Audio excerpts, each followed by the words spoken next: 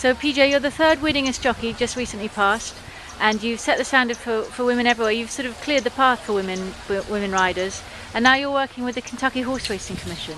That's correct. I'm the Director of Public Relations for the Kentucky Horse Racing Commission, and a lot of my duties is like a liaison between the regulatory body of thoroughbred, standardbred, and quarter horse racing in Kentucky, and the actual licensees and everybody that has a license to compete and to work in the racing industry.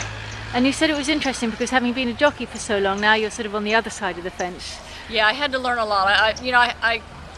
Moving to the other side of the fence was very different because to us, the Racing Commission was always the bad guys. They were always making us do things we didn't want to do.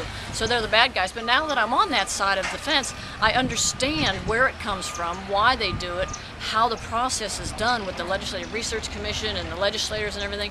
And it's a very fair process, but it's a very strict process that a Racing Commission has to go through in order to get regulations passed. And you talked a little bit about when you were a jockey, there was really only one hat, and now you passed the other hat. It was called the Lexington, I think you were talking about. Yeah. And now there's so much choice, and there's just so much more available. Does that make it easier or more difficult? Or? Well, it makes it a lot easier because not one hat is going to fit everybody's head, and not one type of helmet is going to be the right helmet for everybody. And when they first came out with that back in the late '90s, it really made us mad because they're going to make us wear this helmet that we don't like. It doesn't fit. It doesn't do what we want to do, and we can't ride. And it was very, very hindering. And today there's just so many more helmets, so much better materials and safer helmets. And so that's one of the things that's been a real easy push because the helmets are available now. The good helmets, the safe helmets. They've been certified, they've been tested, and they're tested to do the job. That's great. And how do you think today went? Oh my gosh, I learned so much, and I met a lot of people in the industry, and I think the USCF and the USDA are heading in the right direction in the mandatory helmets for all their competitors. Of course, as jockeys and everybody on the racetrack that has to wear a helmet now.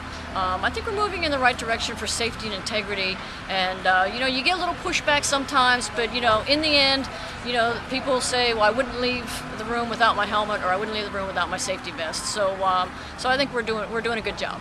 Do you still have time to ride?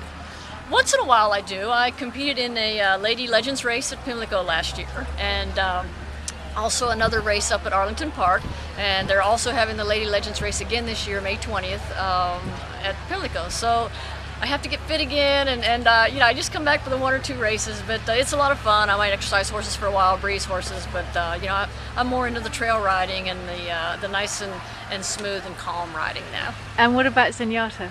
Oh, she's awesome. She's awesome. Oh my gosh. She's so thrilling and so exciting, and my vote's for Zenyatta for Horse of the Year, absolutely. Me too. And what about this year in the Derby, or will there be any replacement for her? I mean, how can we... She was so great for racing last year, I guess it is now. But well, I think she's been great for racing for a lot of years. It just people just didn't catch on. Finally when they caught on, then it was time for her to retire. But racing always needs a hero like that, whether it's a horse hero or a jockey or somebody that has come through adversity and come out on the other side, or somebody that's just a superstar like Zenyatta was. Yeah. And she brought fans to the industry. She brought racing back to the forefront of the news and the media, and you can't fault what she did, getting beat in one race. Yeah, no, I agree. Well, thanks very much for talking to us, and speak to you soon. Thanks.